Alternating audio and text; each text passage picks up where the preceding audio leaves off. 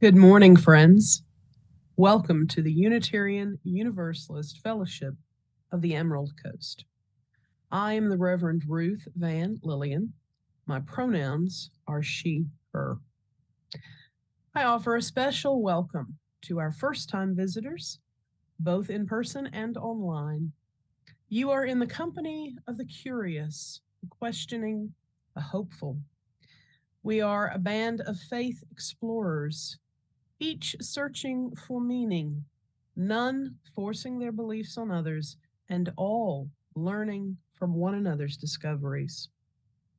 As we engage in the practice of celebrating what is worthy and sacred in our lives, I am with you in heart and spirit. I will be here in person again soon, and as your part time contract minister, I am available remotely for your pastoral needs. We have taken our first steps into a new year. Days of hoped for promise and inevitable challenge await us all.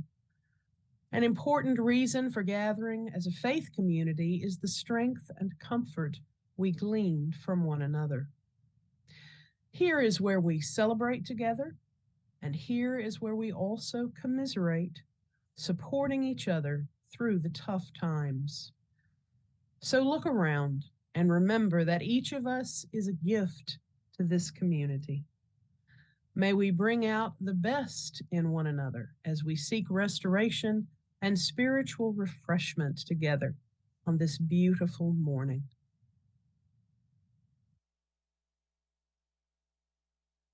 Good morning. Oh, very good. You are awake.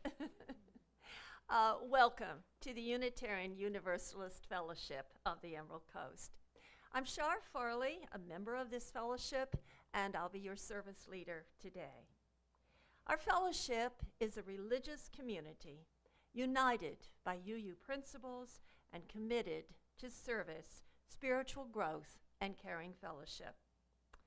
If you're visiting us today, you'll find more information about us in your order of service right here on our website and our Facebook page. Please remember to fill out a visitor card at the table by the front door so that we can connect with you and send you information about our upcoming events. Please take a moment to read the order of service about our upcoming services and the special events that are coming up. You'll find that we will be joining the Martin Luther King Parade on January the 15th, and all of the details are in here. We hope to see everybody there who are of walking ability, and there's also some health transportation with transportation and that. Amy would like to remind everybody that today is Guest at Your Table collection. Amy?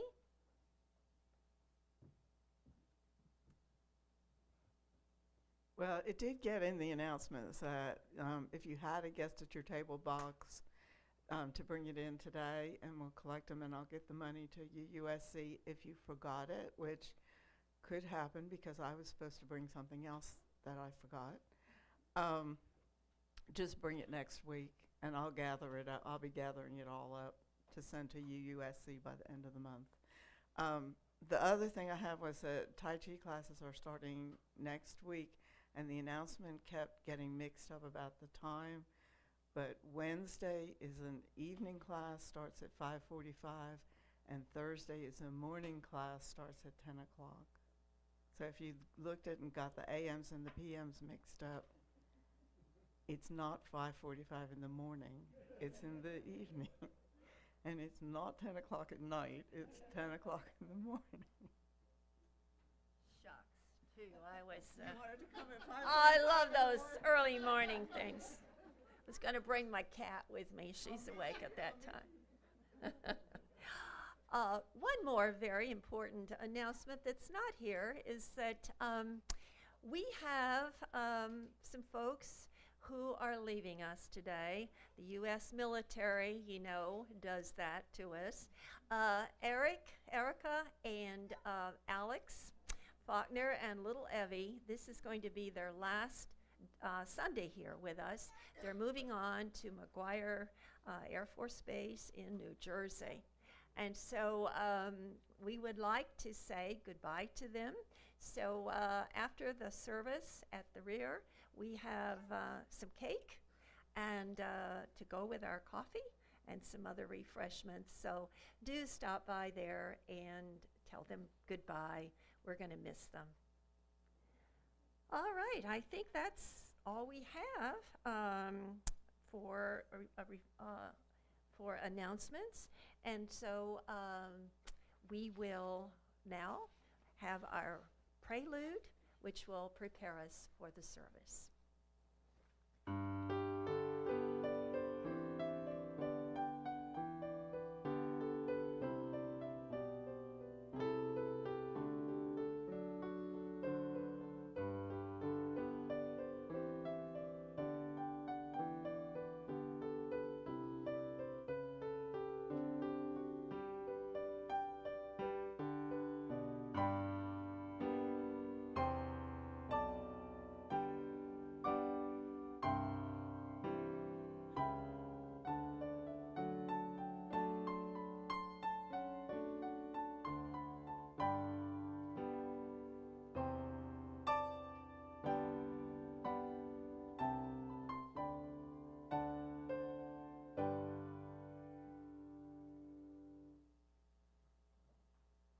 Lorelei, will you come forth and light our chalice, please?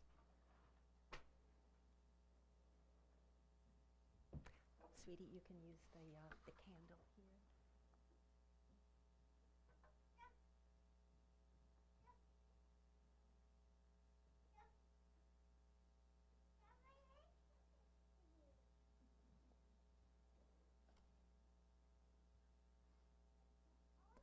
Our chalice this morning was written by Barbara Wells, UUA. O spinner, weaver of our lives, your loom is love. May we who are gathered here be empowered by that love to weave new patterns of truth and justice into a web of life that is strong, beautiful, and everlasting. Our opening hymn this morning is number 6 in your gray hymnal, and the lyrics will also be on the screen behind me.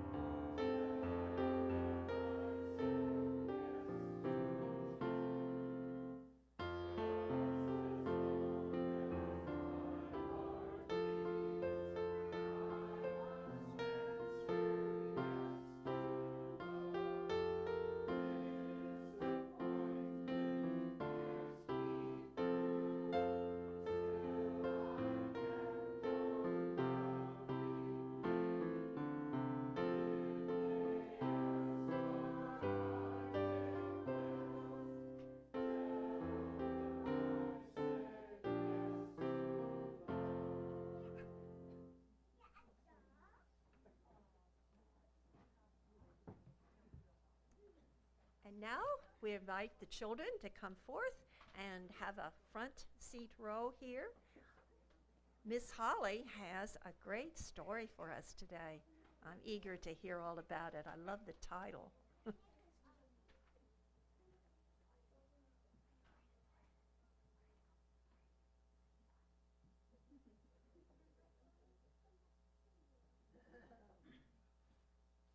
Good morning, friends. Can you hear me?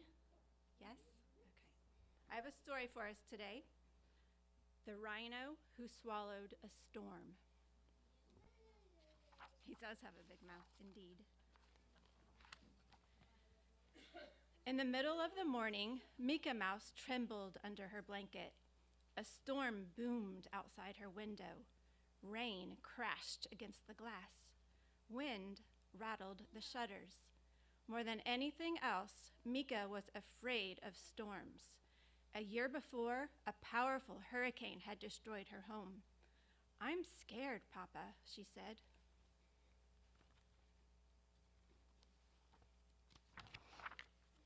"We are safe, Mika. This storm will pass soon," said Papa. "Would you like me to read you a story? I know just the one to help you feel better." Mika loved books, and Papa's gentle voice soothed in a way that made her forget all about the thunder. Papa opened the book and began. "Long, long ago, before there were words, animals roamed in bountiful herds. Little Rhinoceros lived happy and free, exploring mountains and meadows, rivers and trees. His world was delightful and chock full of magic until out of the blue the magic turned tragic. A storm swept through the valley, turning bright sky to black. A flash flood came raging, no time to react. Lost in the thundering, no time for wondering, chaos and lightning, fury so frightening. Earth quaking, him shaking, water rumbling, him tumbling, raggedy, jaggedy, senseless calamity. The storm crashed through his world and tore it apart and took away everything dear to his heart. Rhino was stunned by the terrible scene, death and destruction all through the ravine. Enraged by the pain of such a great loss, Rhino acted without a thought to the cost. Rhino looked at his world all tattered and torn, stood out on the ledge and swallowed the storm. Inside his belly, he felt the storm growing. Inside his head, he heard howling and blowing. Like a tornado, he spun as the storm raged inside, growing bigger and bigger and wider than wide. When he finally stopped, when he regained control, he was at the very bottom of a very deep hole.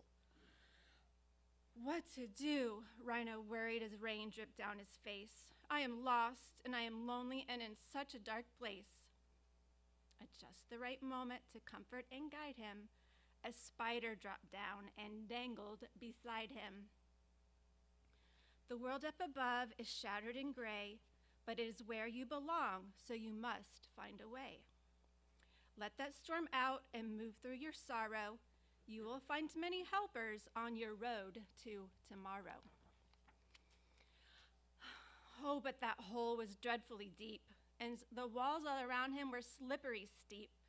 Rhino tried to climb out, but was losing all hope, when Kangaroo heard him and threw down a rope. Though Rhino was heavy from the weight of the storm, they towed him right up, got him safe, dry, and warm. We are strong and steady and always ready. When danger strikes, we hop to it. Fire or flood, snow or mud, when help is needed, we will pull you through it. Watching those heroes do what they did best gave Rhino the strength to set off on his quest. That storm he was clutching made him buzzy and blurry. It kept his brain foggy and filled him with worry. Where do I go? What do I do? How will I ever make it through? After every dark night, there comes a new day. Be kind, do your best, and you'll find a way. Up comes the sun, there are steps to complete. There isn't a map, just follow your feet. Rhino followed his feet to a wallowing spot where he plopped on a rock and had a deep thought. I'm tired of caging the wind and the rain, exhausted from holding this anger and pain. We're all on this earth to learn and to grow, a wise old tortoise chimed in from below. Allowing yourself to start feeling your feelings is the very first step on the journey to healing. It doesn't much matter if you're fast or you're slow. If you want to move forward, just trust and let go. Rhino shook and shimmied and stomped in the muck, and just as he hoped, that storm came unstuck. At first, one little raindrop leaked out of his eye. Then Rhino let go and had a good cry. His tears formed a river that flowed to the sea where a pod of whales swam happy and free. I do feel better, Rhino thought as he drifted. Then up swam a whale and Rhino was lifted. If you ever feel blue, the whale said with a spout, remember to breathe. Breathe in and breathe out. Sing your own song and take it deep, deep, deep. Then rise above with a joyful leap. At first, as he floated home on a gentle wave, Rhino felt calm and strong and brave. His vision was clear like the sky above, and he looked at his world through eyes filled with love. He thanked the kind spider and the brave kangaroo and all of the others who'd helped him through. He was glad to know that if he ever lost hope, they'd lend him a hand or throw him a rope. He had journeyed his journey a very long way to find the light in a world turned gray. He'd swallowed a storm with no thought to the cost. He'd felt all alone. He'd been tumbled and tossed. Life would bring changes, beginnings and ends, but he had faith in himself and faith in his friends. As they curled up together, he felt loved and protected, and he dreamed of a world that was safe and connected. He understood now it was love that mattered. Love could never be lost. Love could never be shattered. Papa closed the book and gave Mika a hug. I know it was scary when our home was destroyed last winter, said Papa. Bad things happen sometimes, and we can't always control that. But we had lots of helpers, said Mika, just like Rhino did. That's right, little one, Papa said in his gentle way.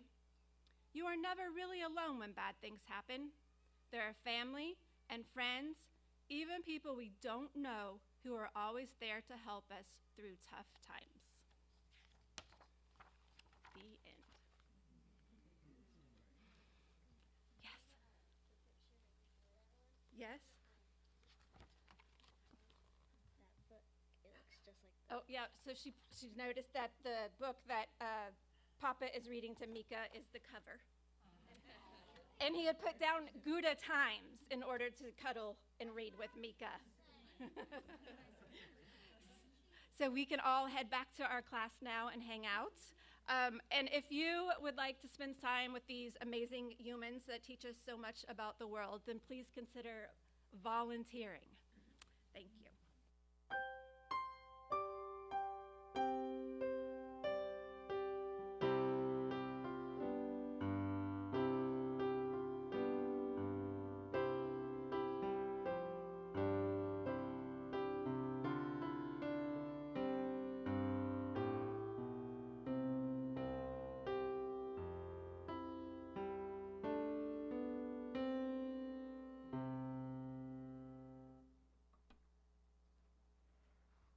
Now you are invited. Please do not share personal information of another person unless he or she has given you permission to do so.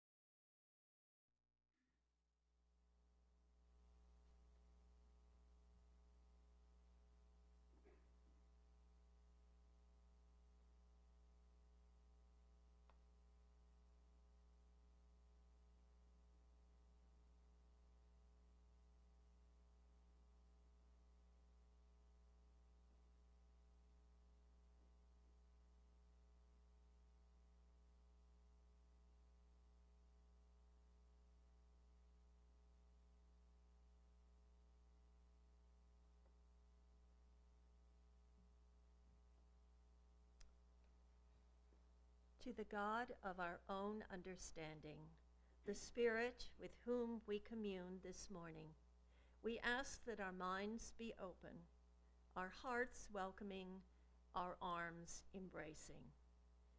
We lift up those whose lives are touched by sadness, by worry, or by loneliness. May they find comfort, hope, and healing strength in this community and in the larger community. We celebrate those whose lives are whole and well. May they share their strength with those in need and find warmth and love in the sharing of their spirit. Amen.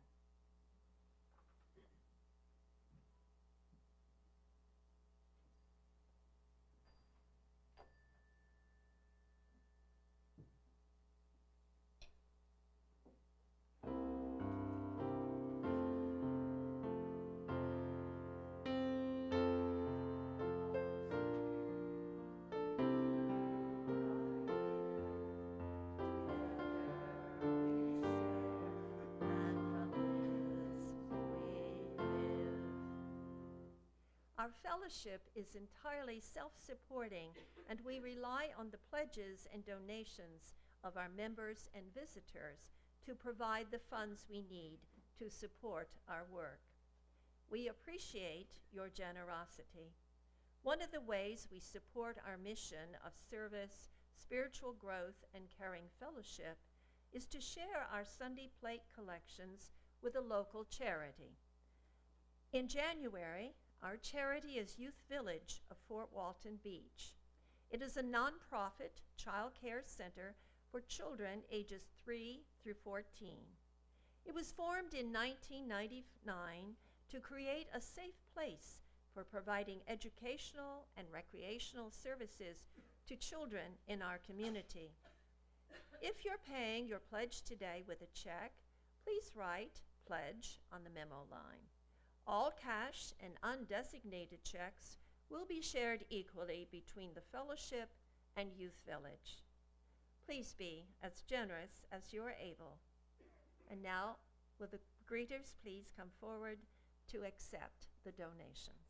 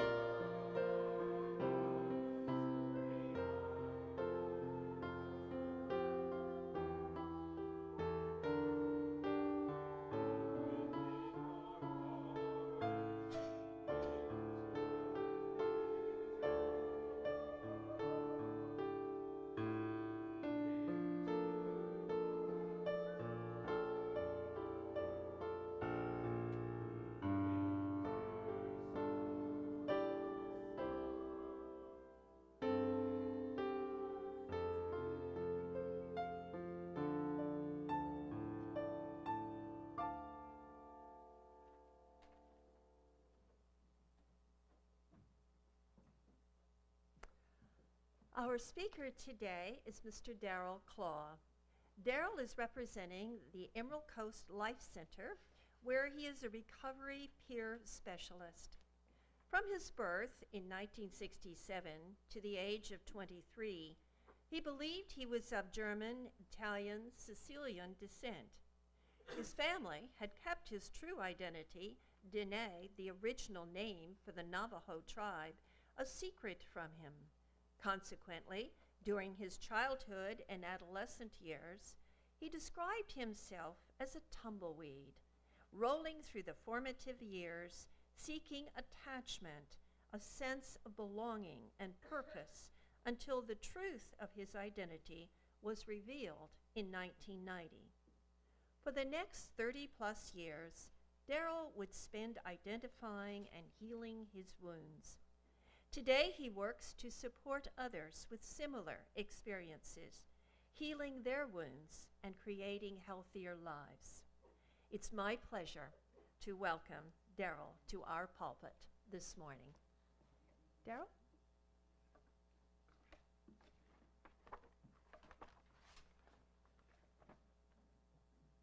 Thank you. Good morning. Welcome.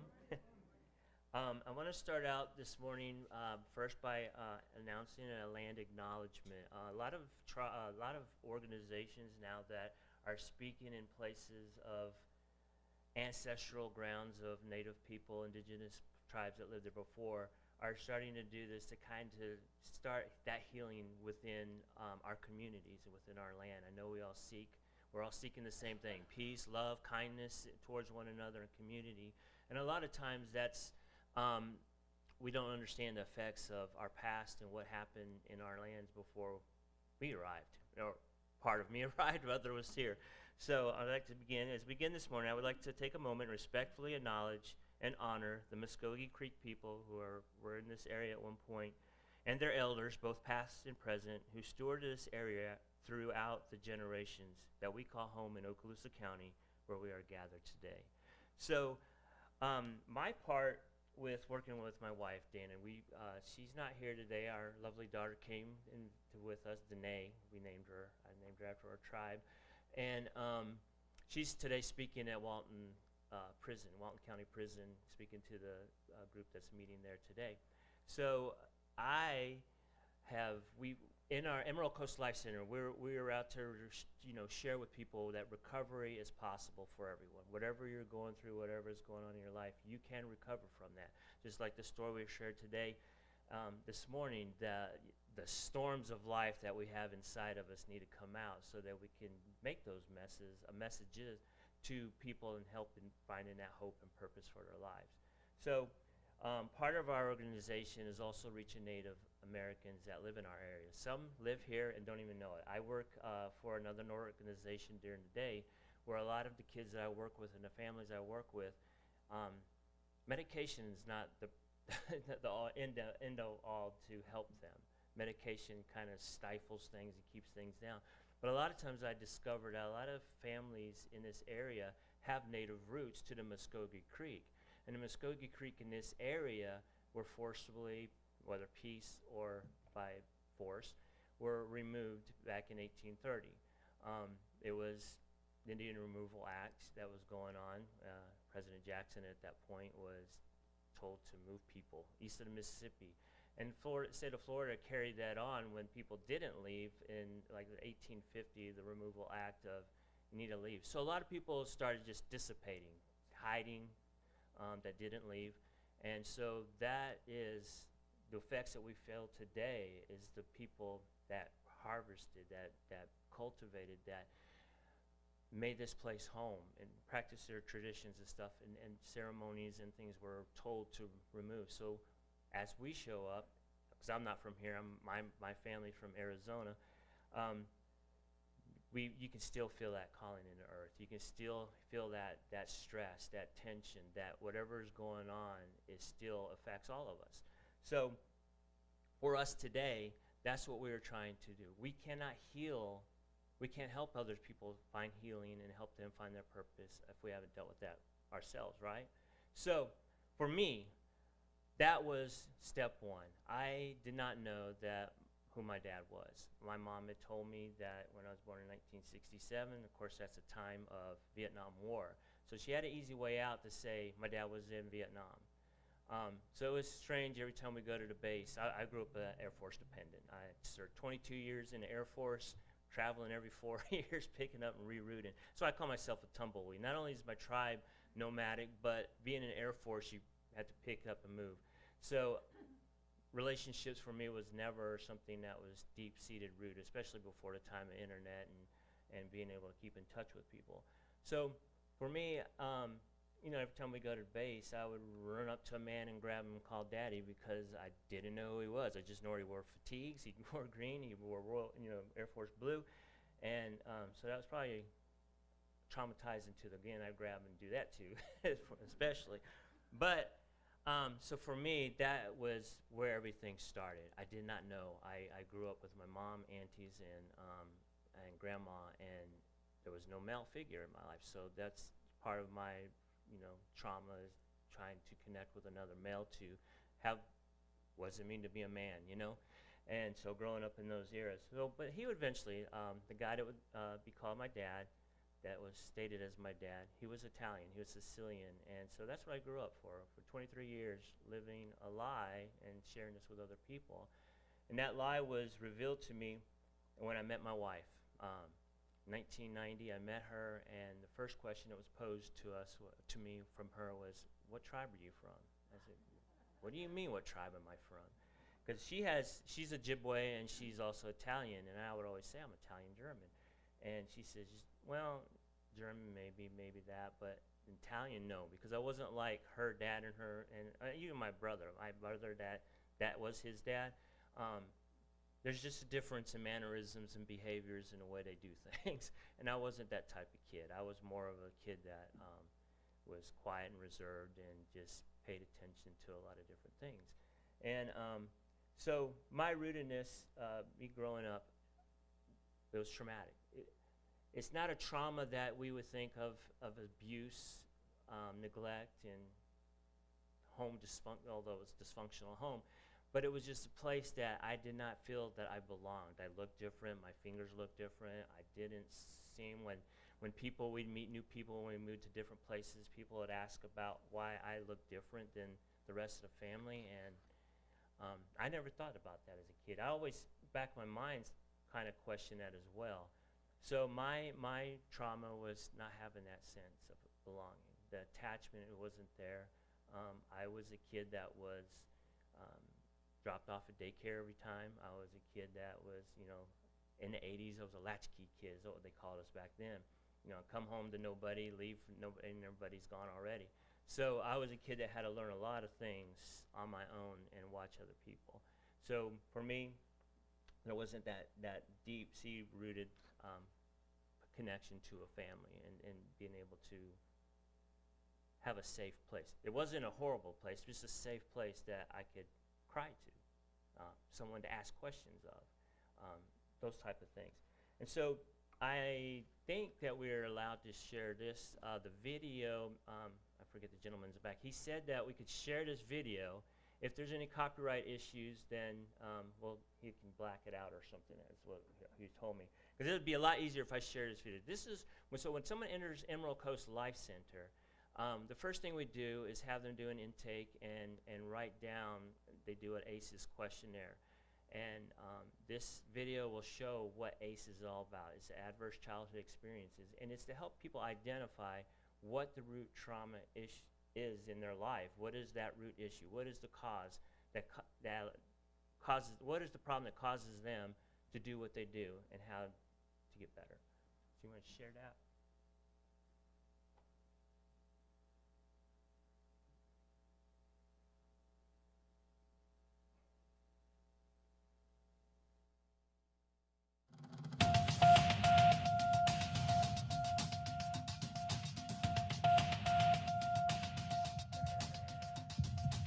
What does your parents' divorce have to do with your risk for heart disease?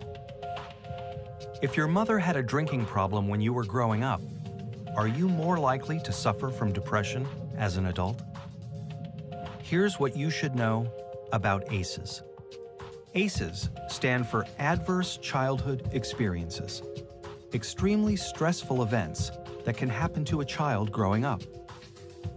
Some experiences are so stressful that they can alter brain development, as well as the immune system, increasing the risk of lifelong health and social problems in adulthood. The term comes from the Adverse Childhood Experiences Study, landmark research that shed new light on the root cause of everything from stroke and liver disease to substance abuse and mental illness. In the late 1990s, an epidemiologist from the Centers for Disease Control and a preventive medicine doctor at Kaiser Permanente set out to understand the association between childhood experience and lifelong health. They asked over 17,000 people in the Kaiser Health Plan in San Diego about their health history, as well as difficult questions about their experiences growing up.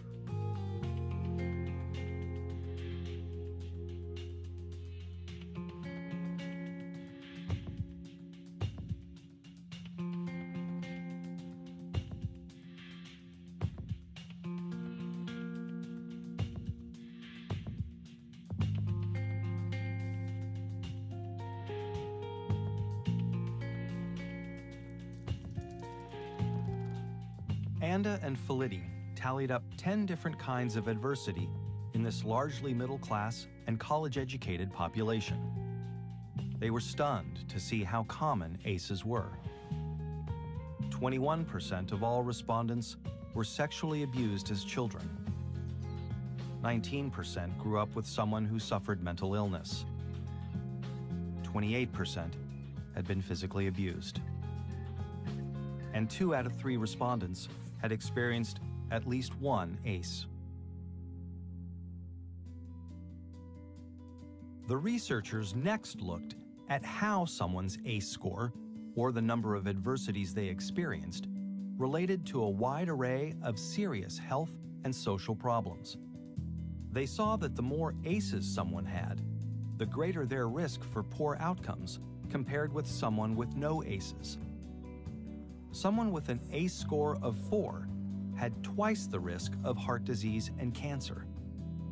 Someone with an ACE score of 5 had an 8 times greater chance of being an alcoholic. And those with an ACE score of 6 or more, on average, died 20 years earlier.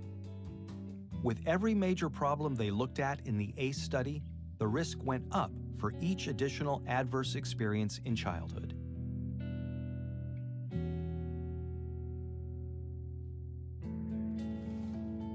As Dr. Robert Anda says, what's predictable is preventable. It's important to remember that ACEs are not destiny. ACEs are a tool for understanding the health of a population as a whole. For individuals, an ACE score can be a tool for understanding their own risk for health and social problems and empower them to make changes for themselves and their children. ACEs tend to get passed down from generation to generation and are common across all income levels, races, and cultures. But increasingly, people of all different professions and backgrounds are coming together to discuss how ACEs affect their communities. They're finding new ways to treat and prevent ACEs. Many doctors are starting to screen their patients for ACEs as part of their medical history. More schools are becoming trauma-informed, considering the source of problem behavior when disciplining their students, instead of immediately suspending or expelling them. To learn more about interrupting the cycle of adversity and improving health and well-being for the next generation, please visit kpjrfilms.co.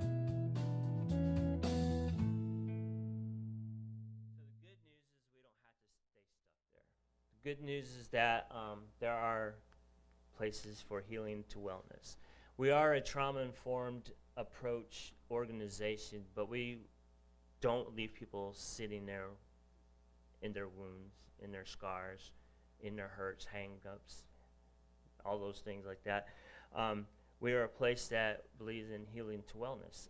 When we were out west, most of the courts out there are restorative justice, and we'd seen Dana. She works with the county jail a lot, goes in through Emerald Coast Life Center, and since we've been here last time, she has opened, the jail has allowed, the state of Okaloosa County has allowed her to open a recovery pod so that these guys now, instead of sitting and just playing cards all day and talking a bunch of junk and sharing their war stories, they're able to have a pod for just them to heal, to identify those root problems and to expose them, rip open those Band-Aids and let that festering wound heal. So a lot of them are starting to come forward and identifying why they chose a criminogenic history for themselves and to continue in that. And for them, that's going to be very important to them to stay connected with us in communities like this that welcome people and help them, because a lot of people can't get jobs. A lot of people don't have homes. A lot of people don't have family that is restored and healed yet. This is a good opportunity because not only do we work with them, but we will work with their families on the outside. And as they come out and have to stay on community control for a certain amount of years, or they get out and bond out or whatever they do, they can still stay connected and still keep that going. So as this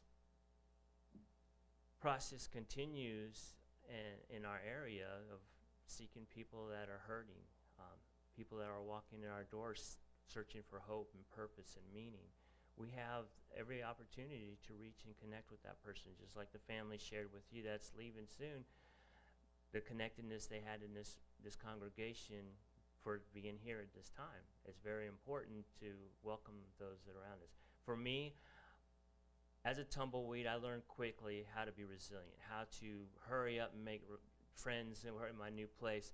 And I always grafted. I always think of, I like gardening, I like grafting, I like cultivating things. And one of the things of grafting, plants aren't can handle the little bit of cold we have here. Grafted into something that's hardy and strengthened. That's what I had to do when I was growing up. Teachers were always my connectedness. Teachers always saw the value and worth in me and my joy and love for learning new things. And I would graft myself into them during that time I was there, learn how to be an artist, learn how to be a musician, learn how to do all the things that I knew that were instilled in me. The only problem is always ripped up and take it to another place. But those were my mentors. Those were the people that saw value and worth in me and continued. So when I did finally meet my family in 2001, I started building that relationship. It was difficult. It was hard for my half brothers and sisters that are full Navajo to, because there's family hurt there. My mom and their father met when he was TDY, and here I am.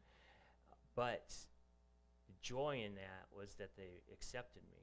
They accepted that, and forgave their dad. There's completely a lot of forgiveness in our family of the consequences of our adults, our elders, the people we call parents. And without that forgiveness, I wouldn't be here today. I wouldn't have that mercy and grace for other people that have to go through those things. So we continue to develop the relationship, and we continue to work on those things. But the best thing is that for me, and just as when tribes welcome the people coming over, we always learn something. Most tribes, the peaceful tribes, the ones that connect with others, they were very loving and accepting of new things because we learn new things. My tribe, when you're working out with Indian people, they always want you to follow your traditions, your heritage, your condition. I said, well, as a Navajo man, that would mean because we're nomadic. We're kind of raiders. That's why we were given the name Navajo, because we stole what we wanted.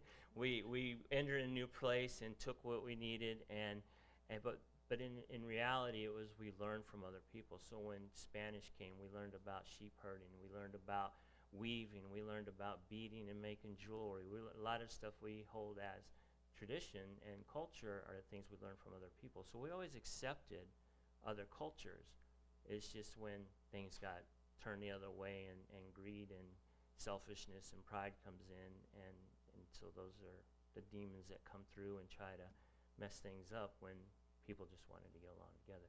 So we don't keep you stuck there. We do another survey, and we start identifying the 8 dimensions of wellness, which was developed by Margaret Swarbrick, and it was adapted by SAMHSA, who does most of the evidence-based practices for us to use, so that they show that they work and that they're great to use, great tools to use. So the 8 dimensions of wellness, we identify where the person has, where's the weak, where do they need improvement. So because you can't deal with all that at one time, but when you start looking at it, so if you're having issues with, there's barriers with social activity, or financially or occupationally, if you have barriers on those, how does it affect the rest of your dimensions of wellness? So, so this was created to start the healing process, the healing to wellness process, and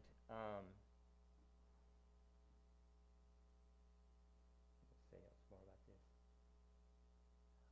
When I speak, I'd rather speak feedback and talk, so I enjoy the after this. My wife is the one that likes the orator, but for me, I like being able to get feedback, so I don't want to ask a lot of questions for me right now.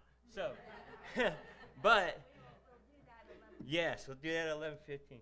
So all that to say is that we are looking for volunteers. We are looking for people to help us. The tide is changing in the state of Florida, especially Northwest Florida. South Florida, Central Florida, we usually work with people that are starting a recovery process movement down there, and they're doing well. People are starting to see that. We moved back here. I've lived here since 1970s, but I've been back and forth. My dad was stationed at Dukefield. He was stationed at Eglin and Hurlburt, and then we'd go back and go to Reese, go to Texas, and it's like, why do we keep moving? So I was born in South Carolina at Shaw Air Force Base. We went to Aviano, Italy. Then we came here several times, going back to Texas, and then my wife and I, we went to college in Virginia, and then we moved out to Colorado, and that's when I met my family and got to know, because we lived in the four corners of Arizona, Utah, New Mexico, and Colorado, and learned a lot about my tribe. So I spent that 10 years or so learning about the people that I call my people. And my mom is German, and of course that's a whole nother story in itself, because that was a family, when her family moved here, it was escape what was going on in the 1940s and the 30s.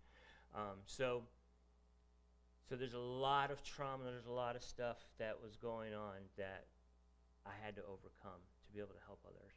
And so this is a great place to be able to share that. And Florida is changing. This area is changing to start recognizing that. The doctors see it, the people that work, the therapists and others, and even the systems. The systems of care is going to take the hardest to change, because you go to college and you learn things, and they're theories a lot of times, but it really comes down to people just loving one another, being kind to one another. I think within us all that's truly what we're looking for, and then identifying what is the area around here and what it's like, and how we can help, how we can look out for each other, support one another in our times of what we go through each individually, and as a community, and as an area, Okaloosa County, Northwest Florida. So there are great things happening. I don't know what time I'm supposed to end, but I want to end with this last photo before you show it. Now this last photo, I asked Ms. Shar, I said, please give me feedback, because I'm in a mixed crowd. We'll be in a mixed crowd here. And this photo, it can spark things. It can spark something that all of us have within us by the people that are going to be portrayed here. But this is very important because it's healing. It's healing. I know working with DCF and FFN and everything, they always give us these photos of like just the house. It's just shambles, stuff everywhere, and it's funny to watch therapists do this. They say, now look at this picture, and I want you to tell me everything that's right about this picture. And they're like, what? Because, mom's smoking a cigarette, holding the baby, the house is in shambles, stuff everywhere, it's all disorganized and cluttered. And that's the thing, it's changing our mind. Part of this is renewing our mind with truth, renewing our mind with what we need to know as things that will help heal. So this picture is a picture of my great uncle. You can go ahead and show it. He is the gentleman here, Peter McDonald. Now, Peter McDonald. Now I like this picture because it has so much going on in it without even speaking. And you have to know a lot of background. I mean, for one of the things for Native Americans to be, for the government to form a military to get rid of you, but you come back and you forgive that act to serve as a Navajo code talker, which helped us win the wars against Japan, with a portrait of course, Trump's favorite president, Jackson, who was killing us, getting rid of us, and to just realize, and if you Google my uncle Peter McDonald, he was a very influential, powerful Indian president for the Navajo Nation between the years of 70 to 90 almost. But he got in trouble, supposedly inciting a riot, which that kind of is awkward, served 14 years in federal prison, and all kinds of other charges they want to put on you.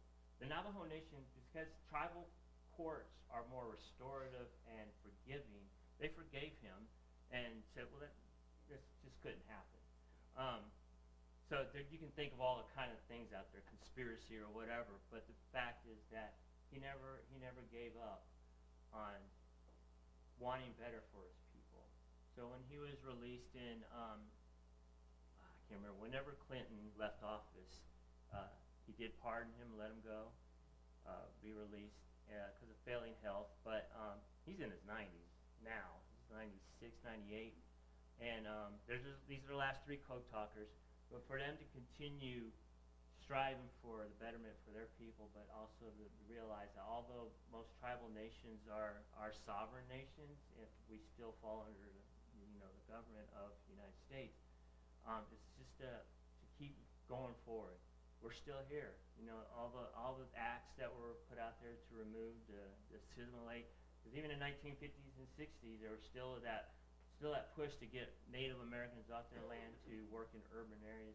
And the learning was good, the education was good, yet there was still, because a lot of kids that leave their reservations or their homelands, they can't handle college too many months in a semester because they miss home, they miss family life, because they're very relational, and no matter what's going on at home, they're still going to always connect and be relational and forgive each other.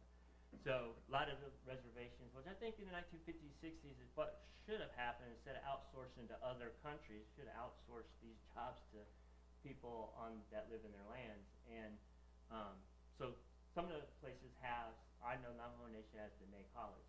So they're starting to do what probably should have been done a long time ago, is people unifying, working together, learning from one another, and doing great things together. So that's how I want to end this, is to just think, maybe in our discussion, ask more questions. If you want to know more backgrounds, you can look up, Google people's names, make sure it's from a trusted source. There's no telling what you'll get. But just to realize that at Emerald Coast Life Center, we want to work with everybody. We are familiar with Indigenous. We are familiar with military, because we grew up and we've lived in this area and worked with families that are uprooted every 4 years. That's what it used to be with me, I know. And just healing, the healing process that when you take away, like Dana shared before, the stigma, the labels, everybody has worth and value. Sometimes we get stuck in the mud. I don't know if we get stuck and just wallow there until someone comes along that cares about another human being to rescue. That's all I got. Thank you.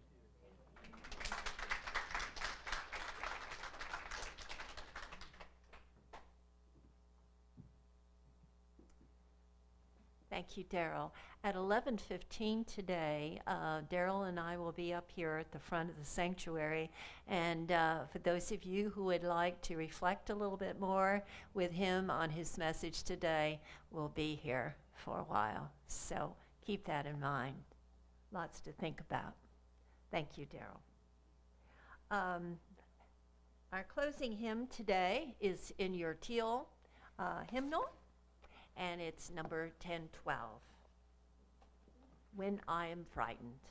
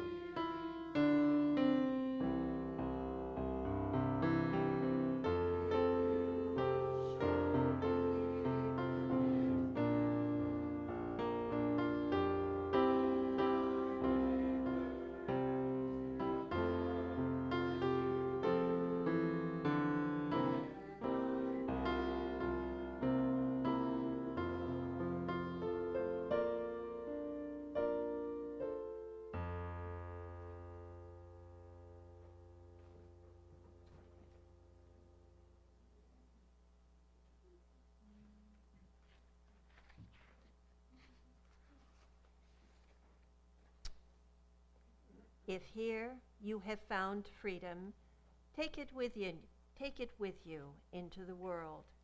If you have found comfort, go and share it with others.